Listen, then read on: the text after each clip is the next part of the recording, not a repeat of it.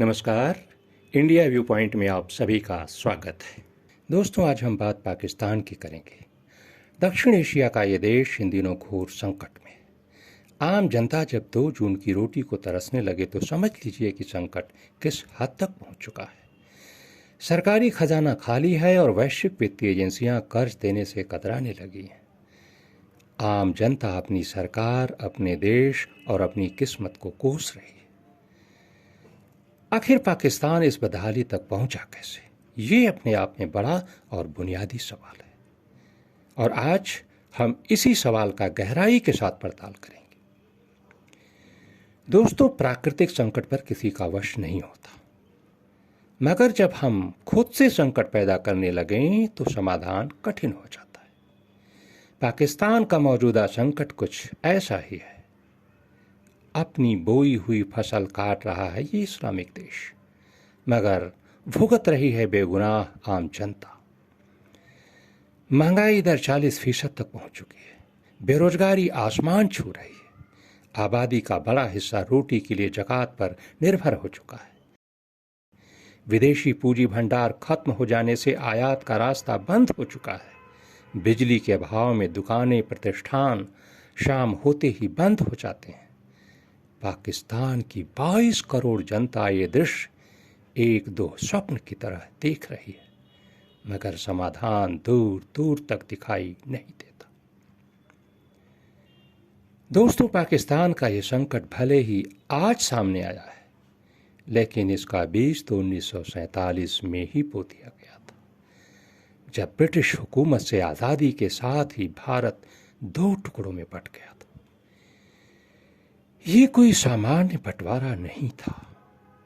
सांप्रदायिकता और नफरत की छुरी से भाईचारे का खून किया गया था और जो लहू बहा वही रक्त बीज बनकर आज पाकिस्तान को निकल रहा है। भारत का एक खास हिस्सा 2 समुदायों के चंद निहित स्वार्थी तत्वों के घृणित खेल के लिए एक मैदान बन गया। पाकिस्तान के रहनुमाओं ने अपने नागरिकों के मन में नफरत का इतना बारूद भरा कि विस्फोट की चिंगारी आज तक फूट रही है। दोस्तों, पाकिस्तानी नागरिकों के दिमाग में ये बात ठूस ठूस कर भर दी गई कि उनका दुश्मन अंग्रेज नहीं, भारत और भारत के लोग हैं। भारत और भारतीयों से नफरत पाकिस्तान की मूल फितरत बन गई। जब दीवार की पहली ईंट ही टेढ़ी हो गई, फिर दीवार का ये हश्र तो होना ही था। जिन पर देश की तरक्की की जिम्मेदारी थी, वे भारत के खिलाफ तलवारें तेज करने में जुट गए। जो संसाधन देश और नागरिकों की बेहतरी में खर्च होने थे, युद्ध के साजो सामान जुटाने में खर्चे जाने लगे।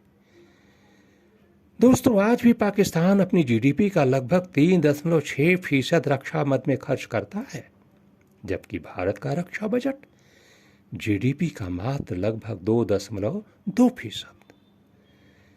भारत के प्रति शत्रुता की भावना के कारण पाकिस्तान सरकार सैन्य भूमिका में खड़ी होने लगी, या कहें कि सेना ही सरकार बन गई है। सेना की मर्जी के बिना किसी सरकार का टिके रहना कठिन होता गया। कई बार तो सैन्य तख्ता पलट के जरिए सेनापति ही शहंशाह बन बैठा। दोस्तों, यहाँ ये बात गौर करने लायक है कि पाकिस्तान के अस्तित्व में आने के बाद से आज तक वहां कोई भी प्रधानमंत्री अपना कार्यकाल पूरा नहीं कर पाया। नफरत और हिंसा अस्थिरता को जन्म देती है। अस्थिरता विकास को पीछे धकेल देती है और देश को ऐसे खंदक में ले जाती है जहां से उबरना मुश्किल हो जाता है। दोस्तों, पाकिस्तान की सैन्य केंद्रित व्यवस्था ऐसे ही रास्ते पर आगे बढ़ चुकी है जहां बेरोजगारी, महंगाई और बदहाली के साथ कदम ताल करना उसकी मजबूरी है। और इन तमाम तकलीफों से बचने के लिए नफरत का विषवर्धन सबसे सस्ता उपाय। कोविड महामारी की पृष्ठभूमि में जब मजबूत अर्थव्यवस्थाओं को भी संभलने में पसीने छूट गए, तब तमाम समस्याओं से पहले से जूझ रहे पाकिस्तान को तो तपिश झेलनी ही थी। और पिछले साल जून से अक्टूबर तक की बाढ़ ने कोढ़ में खास का काम किया। 33 खरब पाकिस्तानी रुपए की संपत्ति पलक झपकते ही बह गई। 94 लाख एकड़ की फसल तबाह हो गई। 3 करोड़ 30 लाख लोग बेघर हो गए। इन सभी पीड़ितों को सिर्फ और सिर्फ सरकार से मदद की आस थी, मगर सरकार तो पहले से कंगाल हो बैठी थी।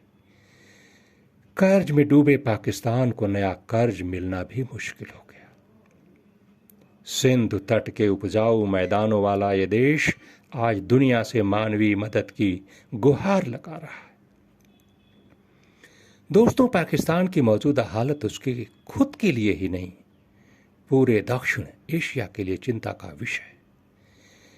लेकिन इसमें डूबने और इससे उभरने का विकल्प तो पाकिस्तान को खुद से चुनना है। प्रेम और शांति इस आपदा से उभरने की कसौटी है। भारत को कुछ देर के लिए छोड़ भी दिया जाए तो पाकिस्तान बांग्लादेश से सीख सकता है। 1971 में पाकिस्तान से ही अलग हुआ बांग्लादेश प्रेम और शांति के पथ पर चलकर आज विकास और समृद्धि की गौरव गाथा लिख रहा है। दूसरी तरफ नफरत और अशांति की आग में पाकिस्तान खुद को ही खाक कर रहा है। पाकिस्तान खुद के लिए, दक्षिण एशिया के लिए और पूरी दुनिया के लिए इस बात का ज्वलंत उदाहरण है कि नफरत का रास्ता हमें कहां ले जाता है। उम्मीद है हम सभी इससे सबक लेंगे। तो दोस्तों, पाकिस्तान की ये हाल दास्तां आपको कैसी लगी हमें ज़रूर लिखें, सुझाव भी दें, इंतज़ार रहेगा। ये कहानी अच्छी लगे तो वीडियो को लाइक और शेयर करें। घंटी का बटन ज़रूर दबाएं ताकि आपको अगली कहानी की जानकारी मिल जाए। तो जल्द मिलेंगे एक नई कहानी के साथ। तब तक के लिए सरोज कुमार को दीजिए इजाज़त। नमस्कार।